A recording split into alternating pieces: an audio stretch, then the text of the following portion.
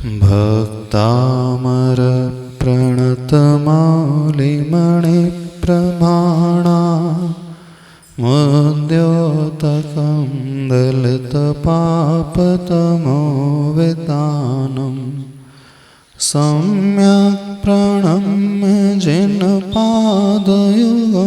युगादा वालम्बनं भवजले पततां जनानां।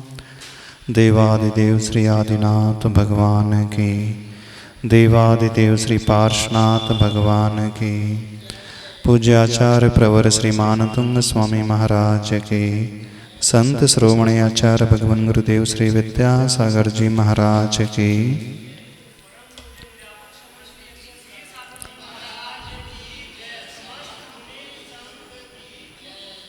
श्लोक नंबर 26। यह श्लोक शायद सभी लोगों को कंठस्थ होगा, भले ही भक्तामर पूरा याद हो अथवा ना हो, लेकिन इस श्लोक का उच्चारण प्राय सभी लोग करते हैं। और हो भी क्यों ना, इस श्लोक में नमस्कार किया गया है।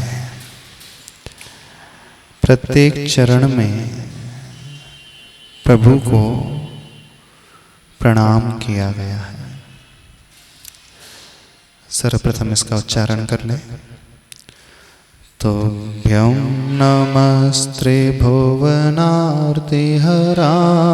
नाथ, तोभ्यं नमः क्षितितलामलभूषणाय, तोभ्यं नमस्ते जगतः परमेश्वराय, तोभ्यं नमो जनभवोदधिशोषणाय। हर चरण में इस श्लोक में नमः क्रिया का प्रयोग किया गया है। भक्तामर स्तोत्र ऐसा स्तोत्र है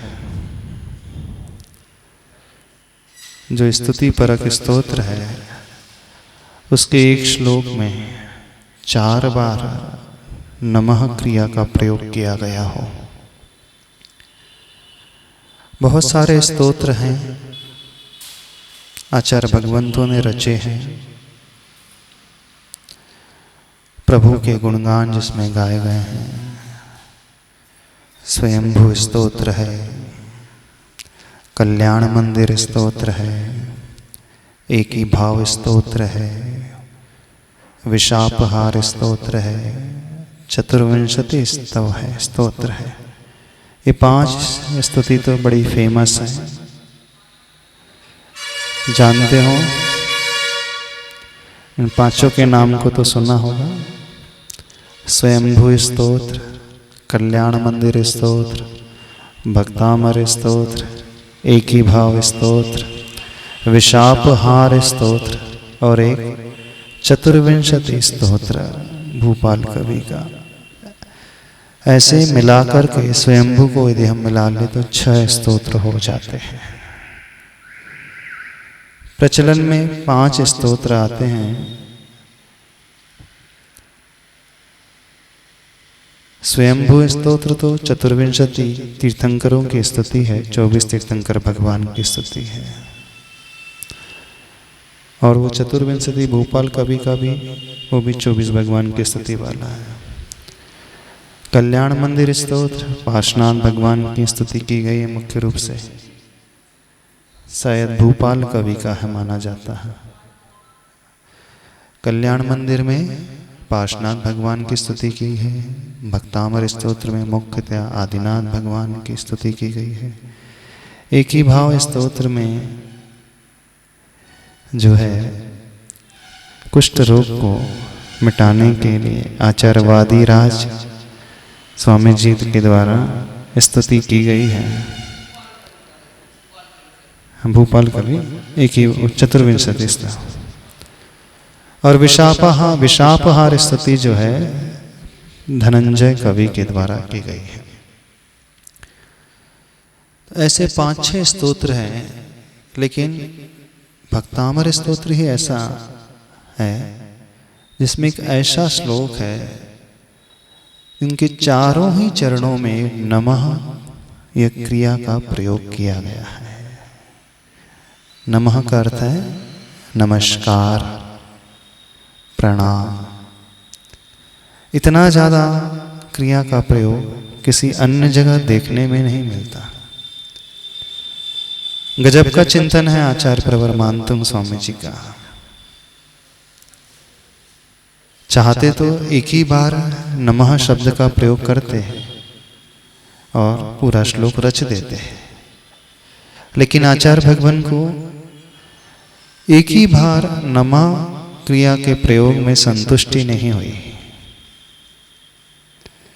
उन्होंने कहा नहीं, जब हम भक्ति कर रहे हैं प्रभु के, तो हर बार हम नमः नमः नमः कहेंगे। क्यों? इसके पीछे क्या उद्देश्य? जब एक ही क्रिया को बार बार किया जाता है अथवा कथन में वही शब्द बार बार आता है अथवा चिंतन में वही विचार बार बार आता है, तो उसमें प्रगाढ़ता आते चले जाती है।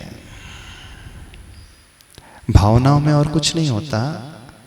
मुहुर मुहुर चिंतनम इति अनुप्रेक्षा, बार बार उसी विषय को चिंतन में लाना, वह अनुप्रेक्षा अथवा भावना कहलाती है। जैसे जब दीवार में पेंटिंग की जाती है, पुताई की जाती है, पहली कोटिंग करने के पश्चात सफेदी तो आ जाती है, फिर उसी दीवार पर दूसरी कोटिंग की जाएगी तो वाइटनेस और उसकी बढ़ती जाती, तीसरी कोटिंग की जाएगी तो उसकी वाइटनेस और ज़्यादा निखर करके आ जाती है, और 4 कोट किए जाए तो क्या हो जाएगा? वो शाइनिंग मारने लगता है। पेंट वही है, लेकिन जितने बार कोटिंग की मात्रा बढ़ाते चले जाएगा व्यक्ति, उतना ही उसमें निखार स्वतः ही प्रकट होते चले जाता है। एक बार में भी क्रिया वही होती है, लेकिन जो भावनाओं में बार बार पुट दिया जाता है, तब उसकी गुणवत्ता, उसकी क्वालिटी जो है बढ़ते चले जाती है। आयुर्वेद में 64 प्रहरी पीपर का प्रयोग होता है, यानी बार बार उसे घिसा जाता है, तो क्या होता है? उसकी क्वालिटी बढ़ जाती है। एग्जाम्पल के लिए आप मिक्सर ग्राइंडर में बादाम को पीस लो और सिलबट्टा पर उसी बादाम की बीजी को घिसो, बार बार पानी डाल करके। अंतर आता है क्वालिटी। मिक्सर में भी वही पेस्ट बन गया, और पत्थर में, सिलबट्टा में आपने इस बादाम को घिसा बार बार, वही पेस्ट फॉर्म में आ गया। बाहर से देखने में दोनों में कोई ज़्यादा अंतर तो नहीं दिखता, लेकिन प्रभाव में बहुत अंतर आ जाता है कि नहीं? तो जो क्रिया बार बार की जाती है, इसका सीधा सा अर्थ है वो अधिक प्रभावशाली होती है, उसका प्रभाव बहुत अधिक पड़ता है। तो यहाँ पर आचार्य भगवान बार बार नमः नमः नमः शब्द का प्रयोग कर रहे हैं। क्यों? वे अपने समर्पण को प्रदर्शित कर रहे हैं प्रभु के चरणों में। प्रभु, हम आपको कितना मानते हैं, कितना हम आपको स्वीकार कर रहे हैं। इस कारण एक बार नमस्कार हम नहीं करेंगे, प्रत्येक पद में हम आपको नमस्कार करते चले जाएंगे। जितने बार व्यक्ति झुकता चला जाता है, उतनी ही उसकी विशुद्धि बढ़ते चले जाती है। जैसे जब आप भगवान के दर्शन करते हैं तो एक बार झुक करके करते हैं नमोस्तु प्रभु को, कि 2 बार कि 3 बार? बताओ, कितने लोग 3 बार नमोस्तु करते हैं? अच्छा, कैसे?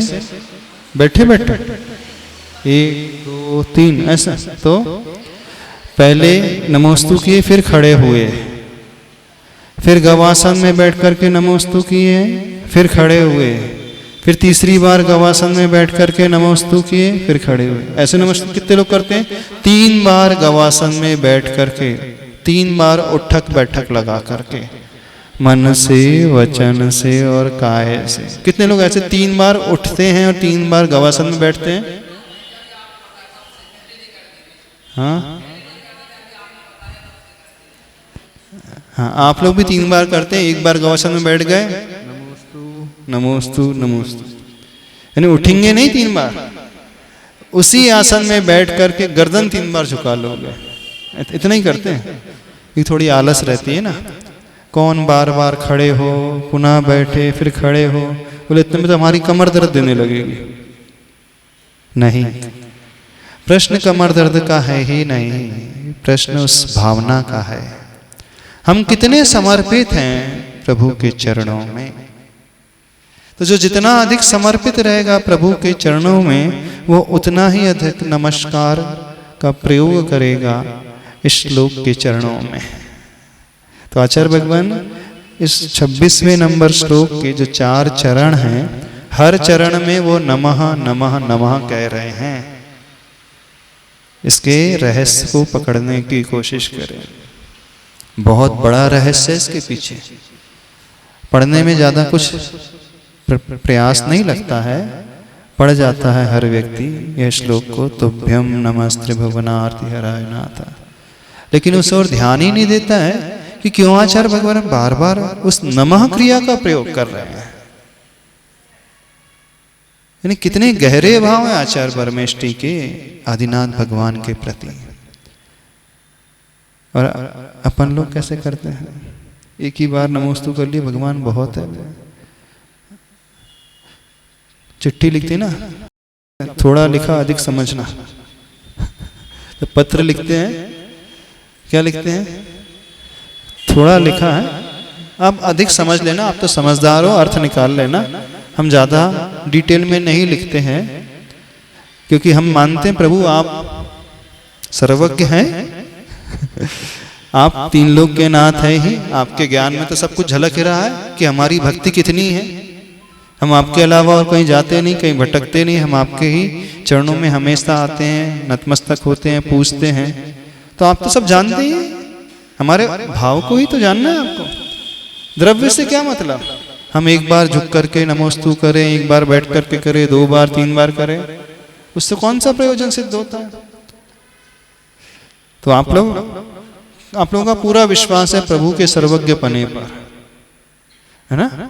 अब भगवान के ऊपर डाल देते हैं, भगवान आप हमारे भावों को पकड़ लेना, हमारे द्रव्य को मत देखना, हमारे झुकने के तरीके को मत देखना। हम एक बार झुके तो 3 बार झुके, अल्टीमेटली झुक तो रही है, झुकना ही महत्वपूर्ण होता है। तो आप हमारे एक बार झुकने को भी कितने बार समझना, बहुत बार समझ लेना।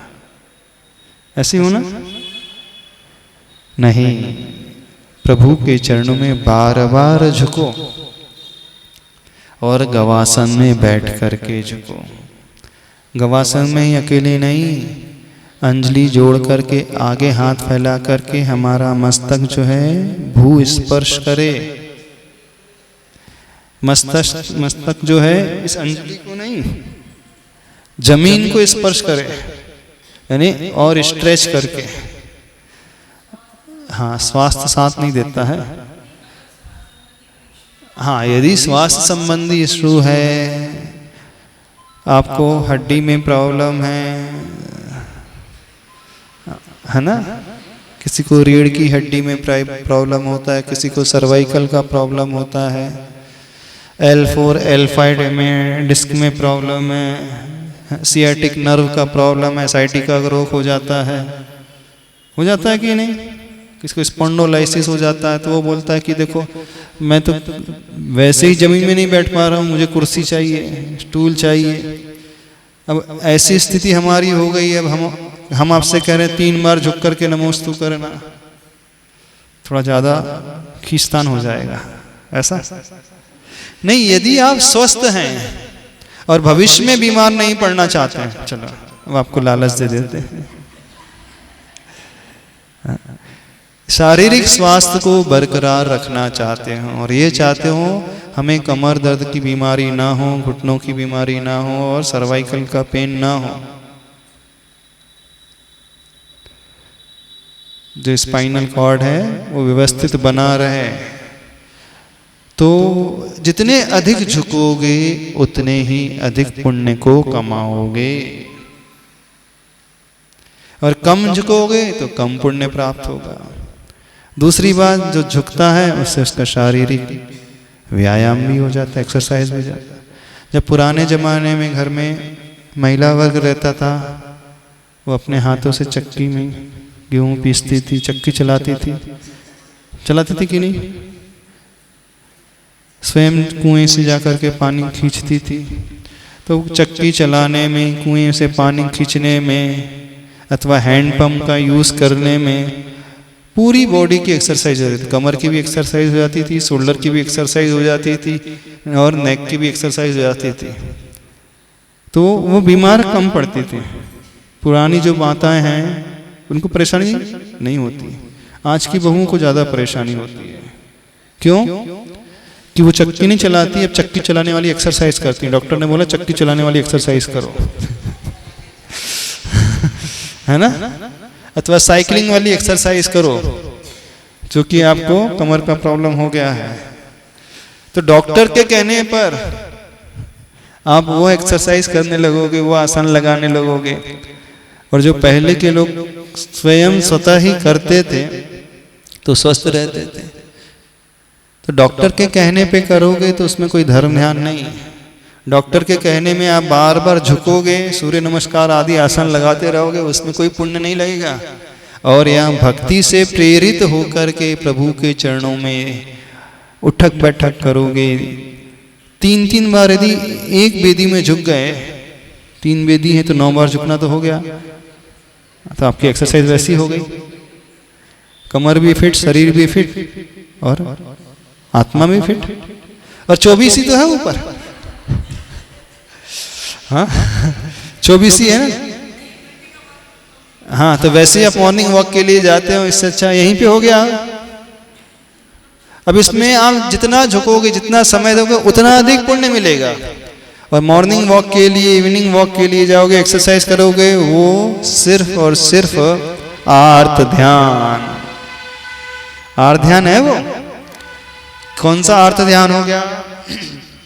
मेरा शरीर जो स्वस्थ था उसका स्वास्थ्य का वियोग होगा, इष्ट वियोगज आर्त ध्यान अथवा पीड़ा चिंतन रूपी आर्त ध्यान। बड़ी पीड़ा है कमर में, घुटने में, गर्दन में, तो उसको लेकर के आप एक्सरसाइज करोगे, व्यायाम करोगे, आसन लगाओगे, क्या होगा? वो आर्त ध्यान की श्रेणी में आएगा। और वही एक्सरसाइज आपके प्रभु के दर्शन में हो रही है तो धर्म ध्यान। जितने भी शुगर पेशेंट होते हैं, डॉक्टर उनसे कहता है कि डेली एटलीस्ट 3 से 4 किलोमीटर वॉकिंग होना चाहिए। यदि शुगर को मेंटेन रखना है, अपने आप को फिट रखना है, तो 4 किलोमीटर अप्रोक्सीमेटली उतनी तो वॉकिंग होगी, तभी आपका कोलेस्ट्रॉल लेवल, हार्ट की समस्या कम होगी और शुगर जो है व्यवस्थित रहेगी। जिनको भी हार्ट के प्रॉब्लम्स हैं, ब्लॉकेज आदि होते हैं ना, तो उनके लिए डॉक्टर यही प्रिस्क्राइब करता है ना। अब आप डॉक्टर के कहने पर 4 किलोमीटर की वॉकिंग कर रहे हैं, वो क्या धर्म ध्यान है? क्या है वो? अनर्थ ध्यान नहीं, आर्त ध्यान है वो। अच्छा, अब देखो दूसरा तरीका बताते हैं। आप वही 4 किलोमीटर की वॉकिंग भी कर लो और सारा का सारा धर्म ध्यान भी कर सकते हो, पुण्य भी कमा सकते हो। तरीका बता दें। 108 परिक्रमा करो अपनी बेदी की। 108 यदि परिक्रमा करोगे तो ऑलमोस्ट उतना ही टाइम लगेगा जितना 3 to 4 किलोमीटर की वॉकिंग में लगता है। अब आपका उद्देश्य यहाँ पर परिक्रमा करने का है। कुछ लोग करते ना, हाथ में माला लेकर के, पढ़ते हुए मंत्र को लेकर के क्षेत्रों में जाकर के परिक्रमा करते रहते हैं। तो आप परिक्रमा करोगे तो आपकी बॉडी का फैट भी मेंटेन रहेगा, कोलेस्ट्रॉल लेवल भी मेंटेन हो जाएगा और सारा का सारा धर्म ध्यान हो गया। ऐसा कर सकते हो कि नहीं कर सकते? फ्रेश एयर, अरे यहाँ धर्म भी तो हो रहा है, यहाँ पुण्य की प्राप्ति हो रही है और यहाँ पे आत्मा की शुद्धि हो रही है। यानी इसका कितना बड़ा इफेक्ट है, शारीरिक स्वास्थ्य भी और मानसिक स्वास्थ्य भी और आत्मिक स्वास्थ्य भी। तो इस प्रकार से प्रभु को नमस्कार किया करो, इस प्रकार से झुका करो। तो कितने लोग नियम लेने को तैयार है, जब भगवान के दर्शन करेंगे तो 3 बार झुक करके नमोस्तु करेंगे, मन वचन का ऐसे नहीं, 3 बार उठना, 3 बार गवासन में बैठना एक ही वेदी में। हाँ नहीं, एक बार बैठ करके 3 बार नहीं गर्दन झुकाना है, 3 बार उठना, 3 बार बैठना। देखो कितना अच्छा लाभ है। अच्छा, अभी तक एक बार बैठ करके 3 बार गर्दन झुका देते थे, अब 3 ही बार खड़े, 3 बार बैठ करके। और कैसे झुकना, कमर को भी झुकाना और सिर जो है जमीन में टच हो जाए। हाँ, फिर से टच करो और झुको और झुको। हाँ हाँ, जिसको कमर की समस्या वो अपने अनुसार करे। और 24 ही जहां तो फिर तो कहने ही क्या, तो 72 बार उठना, 72 बार बैठना हो जाएगा, 72 बार। अच्छा अच्छा, एटलीस्ट ठीक है, चलो 24 ही का हम नहीं कह रहे हैं। जहां प्रमुख वेदी है उन वेदियों में तो कर सकते हो कि नहीं कर सकते? आचार्य भगवान यहाँ बार बार नमस्कार का प्रयोग कर रहे हैं, नमः शब्द का प्रयोग कर रहे हैं। उस लॉजिक को पकड़ने की कोशिश करो। देखो इस श्लोक में जो कह रहे हैं, तुभ्यम नमस्त्रिभुवनार्ति हराय नाथः, यहाँ पे नमस्त्री लिखा है, मतलब नमः क्रिया थी। दूसरे चरण में तुभ्यम नमः चितितलामल भूषणाय, यहाँ भी नमः। तीसरे चरण में तुभ्यम नमस्त्री जगतः परमेश्वराय, नमस्त्री लिखा है ना, नमः था और बाद में त्रि, तो विसर्ग का जो है स हो गया। चौथे चरण में तुभ्यम नमो जिन भवो दधि शोषण, यहाँ पे भी मूल रूप में नमः शब्द था, म के बाद विसर्ग था, लेकिन बाद में जिन शब्द आया तो वह विसर्ग का ओ हो जाता है संस्कृत व्याकरण के अनुसार। पहले चरण में नमस्त्री है तो वहां पर विसर्ग का स हो गया, चूंकि बाद में तवर्ग आ गया था। दूसरे चरण में नमः का नमः ही रहा। तीसरे चरण में भी नमः में विसर्ग का स हो गया, क्योंकि तवर्ग का वह त्रिअक्षर आ गया, अक्षर। चौथे चरण में नमः शब्द था, उसके पश्चात जिन आया था तो वहाँ विसर्ग का ओ हो गया, तो तुभ्यम नमो जिन भवो दधि शोषणाय। यानी यहाँ पे नमः का अर्थ क्या है, नमस्कार कर रहा हूँ। अब इसके अर्थ को देख ले, पहले श्लोक के शब्दार्थ को देख ले। तुभ्यम, तुभ्यम का क्या अर्थ होता है, चतुर्थी विभक्ति में प्रयोग किया है, यानी आपके लिए। जैसे आप जब अर्घ चढ़ाते हैं, जन्म जरा मृत्यु विनाशनाय कहते हैं ना, विनाश करने के लिए, तो वो चौथी विभक्ति में, चतुर्थ विभक्ति में विनाशनाय, वहाँ पे आय जुड़ गया। अष्टकर्म दहनाय चतुर्थ विभक्ति में, मोक्ष फल प्राप्ताय चौथी विभक्ति में। ऐसे ही यहाँ पर तुभ्यम शब्द है, तो ये जो है तुभ्यम शब्द चतुर्थ विभक्ति में प्रयोग हुआ है। तो क्या, तुम्हारे लिए, आपके लिए। किसके लिए, आदिनाथ भगवान आपके लिए क्या है, नमः, नमस्कार हो। कैसे हैं आप, बड़ा गजब का श्लोक है ये। बहुत ही अच्छा श्लोक है। जिन्हें भक्तामर स्तोत्र सिद्ध करना हो, यह श्लोक बहुत अच्छे से पढ़ा करो। पढ़ना ही नहीं, इसके भावों को भी लाया करो अपने ध्यान में। बड़ी अच्छी अच्छी विशेषताएं इसमें बताई गई हैं। पहले चरण में क्या बताया गया है? तुभ्यम नमः त्रिभुवन, क्या लिखा है? नमस्त्री भुवनार्ती लिखा है। भुवनार्ती क्या हुआ? भुवन प्लस अर्ती, उसकी संधि हो गई तो क्या बन गया? भुवनार्ती। फिर हराय नाथ, तो नाथ जो है संबोधन है। किसके लिए संबोधन किया गया है? आदिनाथ भगवान के लिए अथवा 24वें तीर्थंकर प्रभु के लिए। हे नाथ, तुभ्यम मैंने आपके लिए नमः नमस्कार हो। अब नमस्कार तो किया, तो जब ये हम पढ़े तो मन वचन काय से हाथ जोड़ करके गर्दन झुका करके नमस्कार। लेकिन आप प्रभु हैं कैसे? तो यहाँ विशेषता बताई गई है। त्रिभुवन अर्ति हराय। त्रिभुवन का अर्थ क्या हुआ? 3 लोक, 3 भुवन। उसके बाद कौन सा शब्द लिखा है? अर्ति। अर्ति का अर्थ क्या होता है? हाँ, आर्त ध्यान शब्द सुना है आपने? आर्त ध्यान, 4 ध्यान में एक ध्यान आता है आर्त ध्यान, एक आता है रौद्र ध्यान, धर्म ध्यान, शुक्ल ध्यान। तो वहां आर्त शब्द आया है, यहां पर आया है अर्ति। क्या अर्थ हुआ?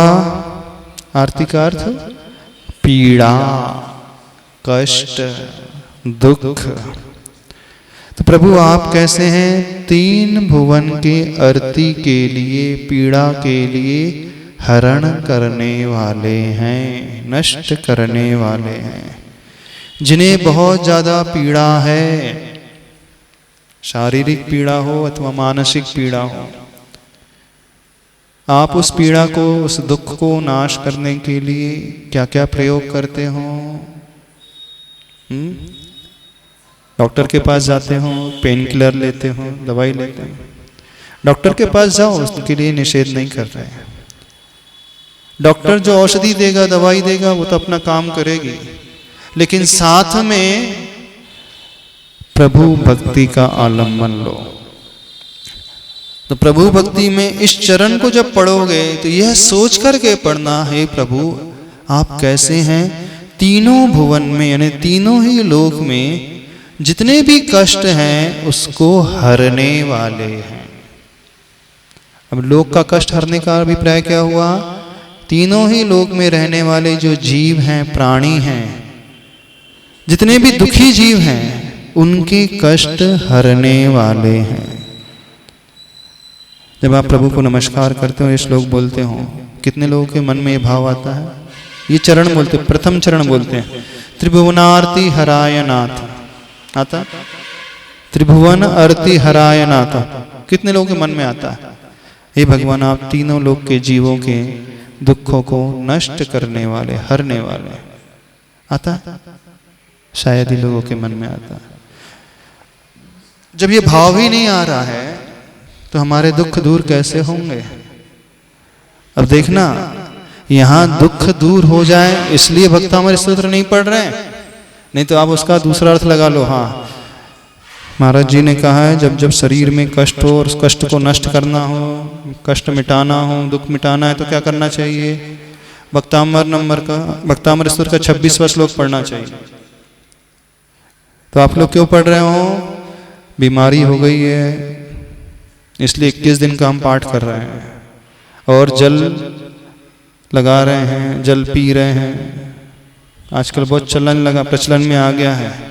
21 दिन, 54 दिन, 27 दिन, 36 दिन, 108 दिन, 21 बार, ऐसा बहुत सारे लोग, बहुत सारे डॉक्टर्स लोग इस प्रकार का एक्सपेरिमेंट करने लगे हैं ना? सुना आप लोगों ने? एक बात ध्यान रखो, जैन धर्म में कोई गंधोदक पिया नहीं जाता है। जैन धर्म में गंधोदक को उत्तमांग में लगाया जाता है। पीने की परंपरा अपने यहाँ है ही नहीं। तो आप कहोगे कि महाराज जी पी लेंगे तो वो ज्यादा इफेक्टिव होगा ना? हाँ, वो गंधोदक हम पी लेंगे तो ज्यादा इफेक्टिव होगा। डायरेक्ट इंटरनल मेडिसिन हो जाएगी, और लगाएंगे तो वो एक्सटर्नल मेडिसिन होगी, है ना? ऐसा तर्क ये देंगे लोग सामने वाले।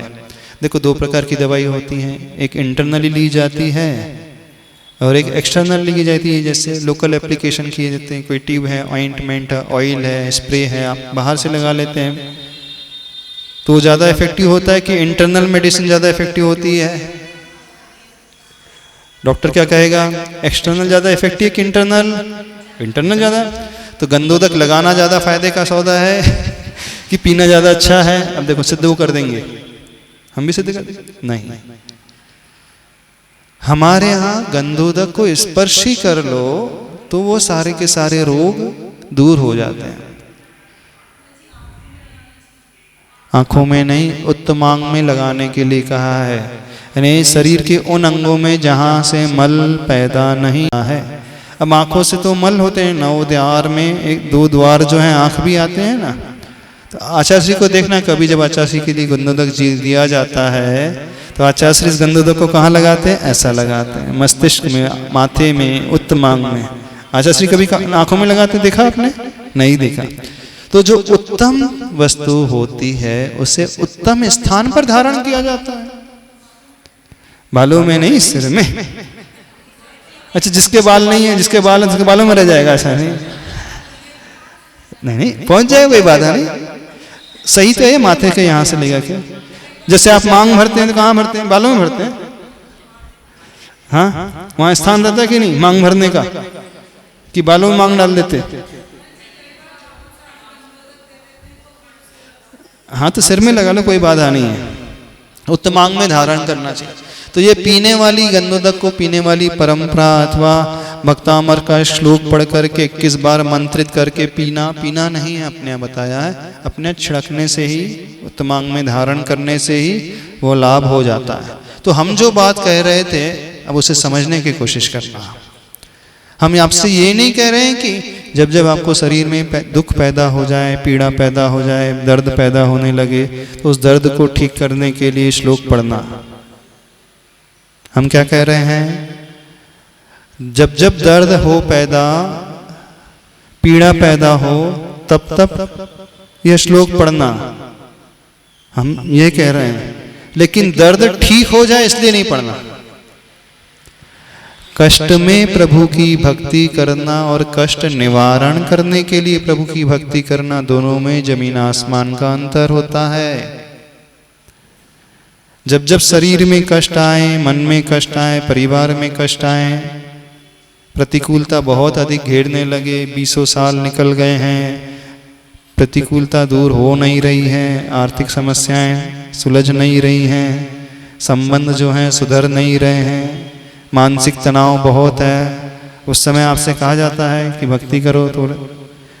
तो वहाँ उद्देश्य कष्ट निवारण करने का नहीं है, वहाँ उद्देश्य क्या है, जब हम कष्टों में डूबते हैं तो भक्ति करते हैं तो अपने आप को इतना अंदर से मजबूत बना लेते हैं। जब हम अंदर से इतने मजबूत हो जाएंगे तो जो शत्रु पक्ष हमारे ऊपर आक्रमण कर रहा है वो वैसे ही पराजित होकर के चला जाएगा। लाभ तो वो होगा वही, यदि आप भक्ति करोगे तो दूर हो ही जाएगा दर्द, जो दुख दर्द था वो दूर होगा। लेकिन कोई व्यक्ति यह सोच करके कि मेरा दुख दर्द दूर हो जाए इस कारण मैं भक्तामर का पाठ कर रहा हूं, तो उसमें भी दूर होगा लेकिन लाभ बहुत कम होगा। कष्ट में हम डूबे हुए हैं और तब पढ़ रहे हैं, लेकिन बिना आकांक्षा के पढ़ रहे हैं तो अधिक लाभ, और आकांक्षा सहित पढ़ रहे हैं तो कम लाभ। लाभ तो होगा नो डाउट, उसमें भी लाभ होगा लेकिन कम लाभ होगा। यहाँ पे सम्यक दर्शन के निकांक्षित अंग में दोष लग जाता है। आचार्य मानतुंग स्वामी महाराज जी भी जब 48 तालों में बंद हो गए थे, कष्ट में डूबे थे, उस समय उन्होंने भक्तामृत स्तोत्र की रचना की, लेकिन इस भाव से रचना नहीं की कि मेरे ताले खुल जाएं। उन्होंने किस भाव से, विपत्ति आई है तो मैं अपने परिणामों को कैसे संभाल करके रखूं, प्रभु की भक्ति के माध्यम से संभालूंगा। तो भक्ति सबसे अच्छा माध्यम होता है अपने परिणामों को संभालने का। जब जब आपके जीवन में बहुत ज्यादा विपत्ति आ जाए, बहुत दुख पैदा हो जाए, परेशानी पैदा होने लगे परिवार में, शरीर में, आपस में, उस समय क्या करना चाहिए? उस समय अच्छे से, खूब अच्छे से भक्ति करो। जितनी भक्ति कर सकते हो आप करो, लेकिन इस भाव से नहीं कि मेरा दुख दर्द हो जाए। किस भाव से? मेरा परिणाम उत्कृष्ट हो जाए, मेरे भीतर वह शक्ति बढ़ जाए। जब शक्ति बढ़ जाएगी तो ऑटोमेटिकली जो परिस्थिति प्रतिकूल है वो हम पर हावी नहीं होगी, हम उस पर हावी हो जाएंगे। इसमें पुण्य लाभ भी अधिक होगा, कर्मों की निर्जरा भी होगी और कष्ट दूर हो जाए। इस भाव से करोगे तो जितनी भक्ति करोगे आप उस भक्ति के फल को उस कष्ट दूर करने के लिए बेच दोगे। यानी आपने जो भक्ति की थी उससे जो भी लाभ हुआ पुण्य का, वो सारा का सारा चुकता हो गया हिसाब, क्योंकि आपका रोग दूर हो गया। आपने क्या भावना में दी? मेरा रोग दूर हो जाए, तो बैलेंस हो गया, हिसाब किताब बराबर हो गया, वो व्यापार हो गया, वो सौदा हो गया। समझ रहे हो? हाँ, माइक से पूछना क्या कहना। हाँ, देखो वो सौदा कहलाएगा। मेरा कष्ट दूर हो जाए हे प्रभु, इसलिए मैं भक्तामृत का 26वां श्लोक पढ़ रहा हूँ, क्योंकि महाराज जी ने बताया 26वां श्लोक पढ़ना चाहिए। बोले क्यों? तुभ्यम नमः त्रिभुवनार्ति हराय नाथ। आप तीनों ही भुवन के आरती को नष्ट करने वाले हैं, तो मेरी भी आरती, मेरे भी आर्त परिणाम को, मेरे भी शरीर के दुख को दूर कर देंगे। इसलिए मैं भक्तामृत का श्लोक पढ़ रहा हूँ, तो मेरा दुख दूर हो जाएगा। ये आकांक्षा हो गई, ये सौदा हो गया। जितना पुण्य आपने भक्तामृत स्तोत्र पढ़ने से कमाया था वो आपने चुका दिया। किस लिए? बीमारी को ठीक करने में। हिसाब किताब बराबर, नील, बैलेंस नील। हाँ महाराज जी, पढ़ने के बाद ये पता रहता है ये करने से सही हो जाएगा, और जब करते हैं तो ये भाव थोड़ा बहुत तो आ ही जाता है कि वो पढ़ा था ये करने से सही होता है, इसलिए हो तो जाना चाहिए। शास्त्रों में तो यही लिखा जाएगा कि भक्ति से सारे कष्ट दूर हो जाते हैं। हम भी यही कहेंगे, प्रभु की भक्ति से, प्रभु की शांति धारा से, प्रभु के स्तोत्र से रोग, शोक, दुख, दारिद्र सब दूर हो जाते हैं। होते हैं। आचार्य मानतुंग स्वामी जी के हो गए तो आप सबके होंगे, होते हैं। लेकिन मेरे दूर हो जाए इसलिए मैं नहीं पढ़ रहा हूँ। मुझे तो निकांक्षित भाव से भक्ति करना है। अब निकांक्षित से भक्ति करूंगा तो अपने आप फल हो मिलेगा। क्यों चिंता कर रहे हो? मांगने की आदत क्यों नहीं जाती आप लोगों की? क्यों भिखारी बन करके करते रहते हो, रोते ही रहते हुए, रोते गाते करते रहते हो भक्ति? प्रभु बड़े दुख हैं, 20 साल हो गए, गरीबी दूरी नहीं हो रही है।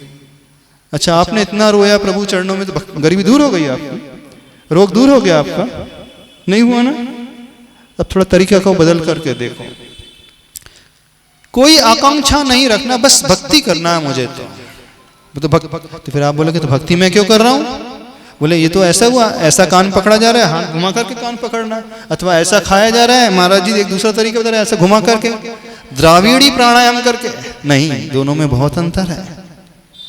फल दोनों का वही रहेगा, लेकिन उस फल की क्वालिटी में भी बहुत अंतर रहेगा, जमीन आसमान का। और आप आकांक्षा सहित करोगे तो आपका सारा पुण्य बस वहीं तक सीमित, बल्कि उसके बाद हिसाब किताब जीरो। लेकिन आकांक्षा रहित करोगे तो रोग भी दूर होगा और वह पुण्य भी भविष्य में काम आने वाला है। हम ज्यादा बेनिफिट का तरीका आपको बता रहे हैं, ज्यादा लाभ वाला तरीका बता रहे हैं। तो आकांक्षा नहीं करना, मांगना नहीं, रोना नहीं प्रभु के आगे। महाराज जी, जैसे कभी महीने भर भक्तामृत कभी करते नहीं है रोज, अब कभी किसी दिन बहुत ज्यादा प्रतिकूलता हुई और आज लगा कि प्रतिकूलता में महाराज जी ने बोला था भक्तामृत जी का पाठ वगैरह करना चाहिए। हाँ। पर ये भी पता है कि खुद की शक्ति को बढ़ाने के लिए करना चाहिए, पर एक कहीं ना कहीं दिमाग के कोने में ये भी पता है कि करने से सही होगा, इसलिए भी करना चाहिए। हाँ। वो फिर लगता है कि ये करने से मायाचारी तो नहीं होगी? नहीं, मायाचारी देखो, कुछ स्टूडेंट होते हैं एग्जाम के पहले पढ़ते हैं, कुछ स्टूडेंट होते हैं वो रेगुलर पढ़ते हैं, तो एग्ज़ाम के पहले पढ़ने वाला भी पासिंग मार्क्स तो ला ही लेता है, लेकिन जो रेगुलर पढ़ेगा, डे 1 से अंतिम समय तक पढ़ेगा, वो टॉप में आ जाएगा। तो यदि हम टॉप में आना चाहते हैं तो हमें रेगुलरिटी मेंटेन रखना पड़ेगा, और यदि बस थोड़ा बहुत काम निकालना चाहते हैं तो वो आपके ऊपर है।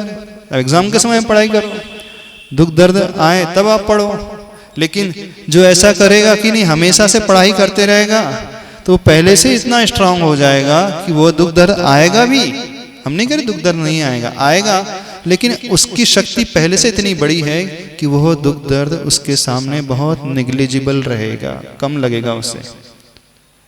जैसे एक छोटा बच्चा है अथवा छोटा पौधा होता है, थोड़ी सी आंधी आती है वो गिर जाएगा, लेकिन वही पौधा जब वृक्ष का रूप ले लेता है तो आंधी उतनी ही आ रही है, हवा भी उतनी स्पीड से चल रही है, बारिश भी हो रही, तूफान भी हो रही है, लेकिन उस वृक्ष को कुछ नहीं होता। क्यों, ऐसा क्यों हुआ? उसकी जड़ें गहरी हो गई, आंधी बनी हुई है। ऐसा नहीं कि आंधी नहीं आ रही, आंधी आ रही और आंधी आएगी। ऐसे ही परिस्थिति हमारे साथ आएगी, विपरीतता को ले हुए प्रतिकूलता आएगी, लेकिन हम अपनी जड़ों को इतनी गहरी कर लेंगे तो वह प्रतिकूलता, वह परिस्थिति हमारे लिए बहुत कम प्रतीत होगी। लगेगा कि वो छोटी सी प्रतिकूलता थी ना। जब पैर मजबूत हो जाते हैं, छोटा मोटा पत्थर कंकड़ लग जाता है तो ज्यादा फर्क नहीं पड़ते हैं, और जो एकदम सुकुमाल होते हैं, थोड़ा सा कुछ लकड़ी का छिलका भी लग जाए तो उनका पैर छिल जाता है। पता है ना सुकुमाल मुनि राज की कथा, कैसे पालन पोषण हुआ था, कैसे पालन पोषण हुआ था रत्न दीपक में, कितना कोमल शरीर था, दीपक की लौ भी देख ले तो आंखों से आंसू आ जाते थे। हाँ, राई का दाना जिन्हें चुभता था। और सुनना ध्यान से, वज्र वृषभ नाराज सहनन। कौन सा सहनन था? वज्र वृषभ नाराज सहनन। अब ऐसा सहनन जिस व्यक्ति का है और उसे राई का दाना चुभ के खून निकल जाए, बड़ा अजीब गरीब नहीं लगता? वो दिया की रोशनी देख ले, लौ देख ले तो उसकी आंखों से पानी आ जाए, ककड़ी का नाम सुन ले तो छींक आने लगे। हाँ, ऐसी स्थिति थी। वो सामान्य चावल नहीं खा सकता था, सामान्य भोजन नहीं कर सकता था, शाली धान्य वो भी कमल के पुष्प की पंखुड़ियों में सुवासित किया हुआ, जब वह पकता था तब कहीं जाकर के वो अच्छे से भोजन कर पाता था। अब कौन सा जीव है वो? वज्र वृषभ नाराज सहननधारी। यानी अंदर इतनी शक्ति है और बाहर उसका शरीर कितना कोमल। ऐसा हो सकता है? हुआ, लेकिन बिल्कुल हुआ। लेकिन जिस दिन उन्होंने अपनी शक्ति पहचानी, महल को छोड़ करके दीक्षा लेने के लिए निकल पड़े, पैर लहू लुहान हुए, स्यालनी भक्षण कर रही थी ना, मुनि बनने के बाद स्यालनी अपने बच्चों सहित पैर के मांस को नोच नोच करके खा रही, फिर भी वो ध्यान से डिगे नहीं। और एक स्थिति वो थी, घर में दीपक की लौ बर्दाश्त नहीं करते थे और यहाँ स्यालनी मांस नोच नोच करके खा रही, फिर भी वो अडिग रहे। एक ही व्यक्ति था, जीवे की। सहनन पहले भी वज्र वृषभ नाराज था, सहनन बाद में भी वज्र वृषभ नाराज था। अब क्या अंतर हो गया मुनि बनने के बाद? समझना, मनोबल, इच्छा परिणाम। जब ठान लिया कुछ नहीं होगा तो कुछ नहीं हुआ, और जब तक ठानते रहे मैं तो कुछ नहीं कर पाऊंगा, सहन ही नहीं कर पाऊंगा, तो थोड़ा सा राई का दाना भी चुभने लगा। शक्ति पहले भी उतनी ही थी, शक्ति नहीं बढ़ी उनकी, इच्छा शक्ति बढ़ी। शारीरिक शक्ति नहीं, इच्छा शक्ति का प्रताप था ये, विल पावर का चमत्कार था। दृढ़ इच्छा शक्ति जब उन्होंने प्रकट कर ली तो वो अंदर से इतने मजबूत हो गए कि वह उपसर्ग पहले से भी ज्यादा भयानक था। राई का उपसर्ग, दीपक की लौ का उपसर्ग तो उपसर्ग ही नहीं था, और एक तरफ स्यालनी खा रही है नोच नोच करके मांस, वो कितना भीषण उपसर्ग। यानी प्रतिकूलता लाखों गुना बढ़ गई, फिर भी वह डिगे नहीं, और जब प्रतिकूलता इतनी सी थी फिर भी वो चलायमान हो गए। तो भगवान की भक्ति, इच्छा शक्ति का ये परिणाम होता है कि हम अपने आप को इतना बड़ा बना लेते हैं कि वो प्रतिकूलता बड़े से बड़ी भी क्यों ना हो, वो हमें छोटी लगने लगती है। तो हम ये कह रहे हैं, जब जब आपके जीवन में ऐसी प्रतिकूलता आए तो क्या करना है? भक्ति करो, खूब अच्छे से भक्ति करो, दिल लगा करके भक्ति करो, लेकिन याचना नहीं करना, आकांक्षा नहीं करना। आप भक्ति करते जाएंगे तो आप स्वयं भीतर से इतने मजबूत होते चले जाएंगे कि भीषणता भी, प्रतिकूलता भी आपको बहुत छोटी लगेगी। उदाहरण दे रहे हैं, कंकड़ को यदि आँख के निकट लाया जाए तो वो पहाड़ जैसा लगता है, और पहाड़ को भी दूर ले जाया जाए तो वो कंकड़ जैसा लगता है कि नहीं? अब एक कंकड़ छोटा सा व्यक्ति को पहाड़ लग रहा है, और पहाड़ जो है छोटा सा कंकड़ लग रहा है। कैसे हो गया? पहाड़ तो इतना बड़ा है और हमें क्या लग रहा है? कंकड़ है। क्यों? बहुत दूर से हम देख रहे हैं, छोटा सा पत्थर दिख रहा है, और कंकड़ इतना सा है। आंखों के निकट लाएंगे तो लगेगा तो पहाड़ जैसा पत्थर है। सारा हमारा नजरिया का खेल है। तो भक्ति करने से क्या हो जाता है? वो पहाड़ जैसी मुसीबत भी हमें कंकड़ जैसी प्रतीत होती है। और हम जब प्रभु की भक्ति नहीं करते हैं, इच्छा शक्ति नहीं बढ़ाते, अपने विल पावर को जागृत नहीं करते हैं, तो कंकड़ जैसी प्रतिकूलता भी पहाड़ जैसी लगती है। कुछ लोग थोड़ी सी परिस्थिति में रोने, गाने, चिल्लाने लगते हैं, भयभीत हो जाते हैं, डरने लगते हैं, क्या होगा, हम कुछ कर ही नहीं पाएंगे। लेकिन संसार में कुछ ऐसे लोग भी होते हैं, उनके जीवन में ढेर सारी प्रतिकूलताएं, फिर भी वो हंसते मुस्कुराते रहते हैं, टेंशन फ्री जीते हैं। कैसे हो संभव?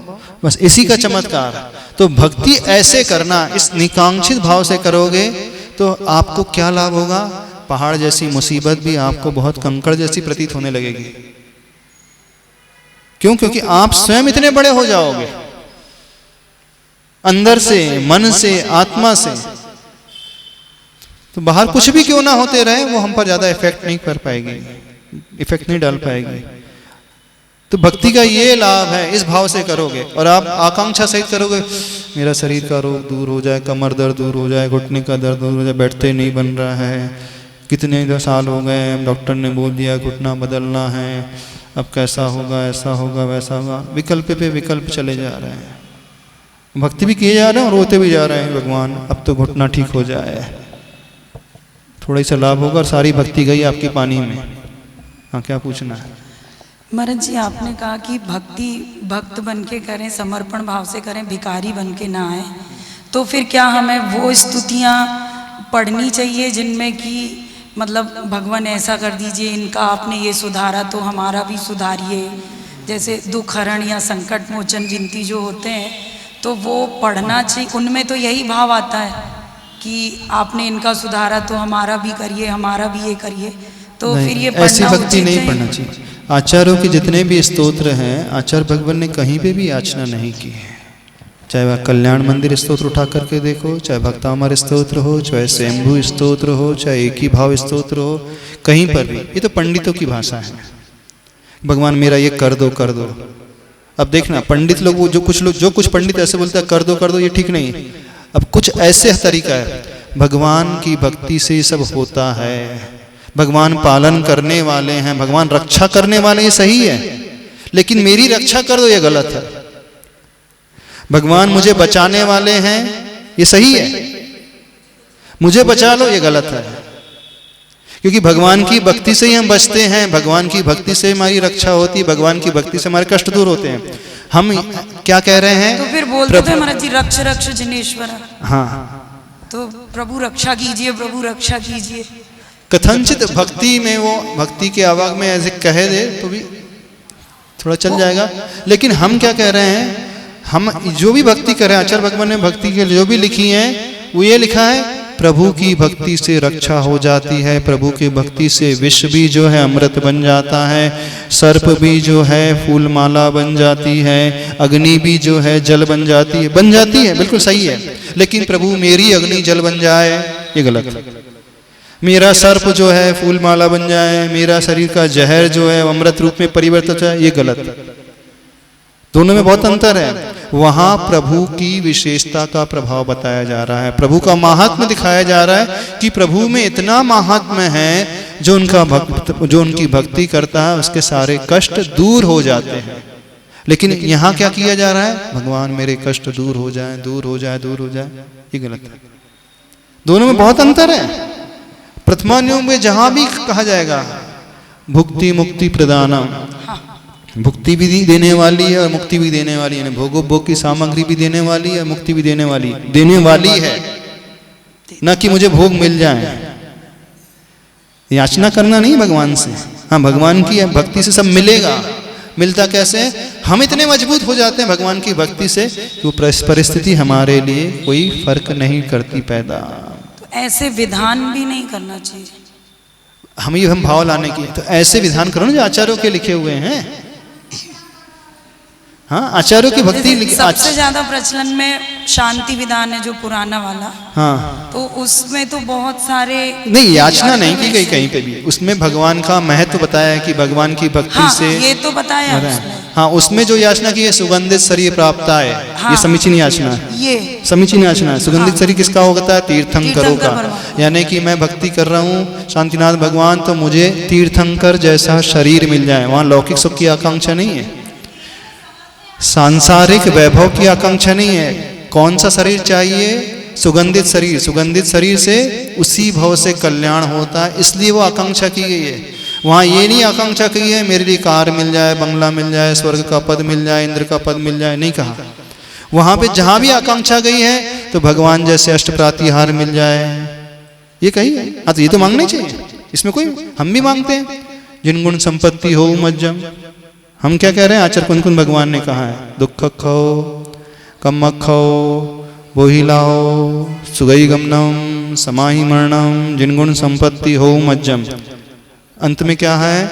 जिन गुण संपत्ति, यानी जिनेंद्र भगवान के गुणों की संपत्ति मेरी हो जाए। वहां पे भी याचना की गई है, लेकिन उन गुणों रूपी गुण रूपी संपत्ति मेरी हो जाए, अथवा उन जैसा शरीर मेरा हो जाए, ये भी ठीक है। वो शरीर इसलिए कि मैं भोग ना भोगूं इसलिए नहीं, बल्कि उससे तपस्या कर सकूं, आत्मकल्याण कर सकूं। वहां पे उद्देश्य विभिन्न है। देखो, वर्ड बहुत जगह मिलते जुलते लगेंगे, लेकिन वहां उद्देश्य जमीन आसमान को अंतर लिए रहते हैं। तो हमने ये जो कहा जा रहा है कि कष्ट पड़ने पर प्रभु की भक्ति करना और कष्ट निवारण करने के लिए भक्ति करना, उसमें बहुत अंतर होता है।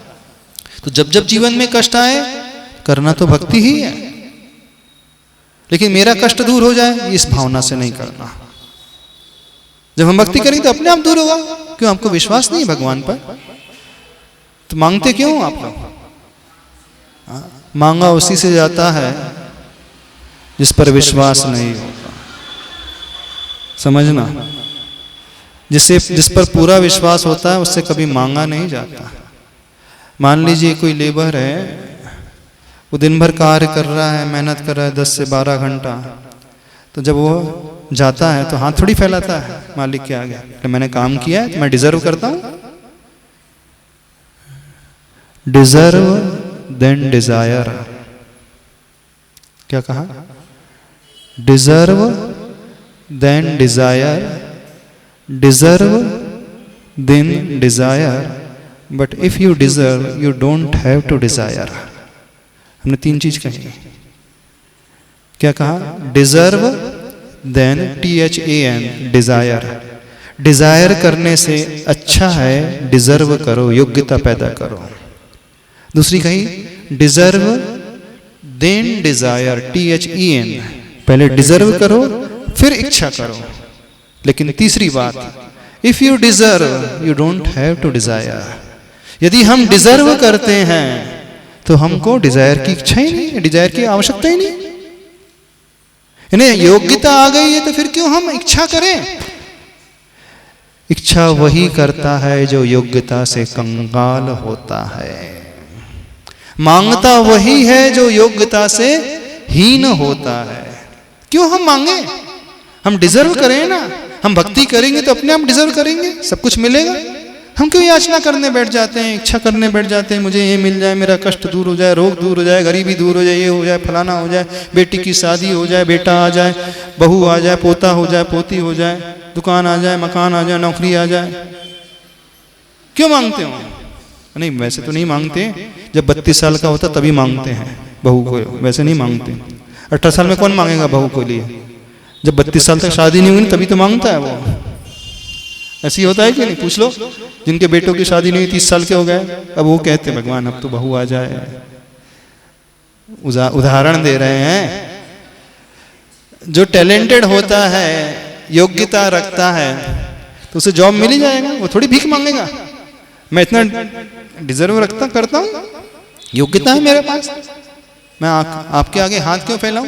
तो जो मजदूर दिन भर काम कर रहा है, हफ्ते भर अथवा महीने भर काम किया, तो याचना थोड़ी करता अपनी सैलरी के लिए। उसका तो राइट है, वो अधिकार है। अधिकार के लिए याचना नहीं करना पड़ता। तो अपने आप को इतना ऊंचा बना लो, इतना बड़ा बना लो कि भगवान से अधिकार पूर्वक कह सको मैंने आपकी भक्ति की है, मुझे तो मिलेगा ही। कोई ताकत नहीं है जो रोक दे। ऐसा बनाना सीखो, भिखमंगे बनना मत सीखो। भिखमंगे रहते हो सब। समझ में आ रही बात? नहीं समझ में आ रही?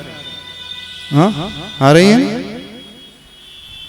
तो जब यह लाइन पढ़े तो भ्यम नमस् त्रिभुवनार्ति हराय नाथ, तो प्रभु को देख करके सोचना धन्य है प्रभु जो आपका भक्त है, जो आपकी भक्ति करता है, उसके समस्त नष्ट हो जाते हैं, आप हरने वाले हैं। समय आपका हो गया है। बस इतना ही रहने। हाँ।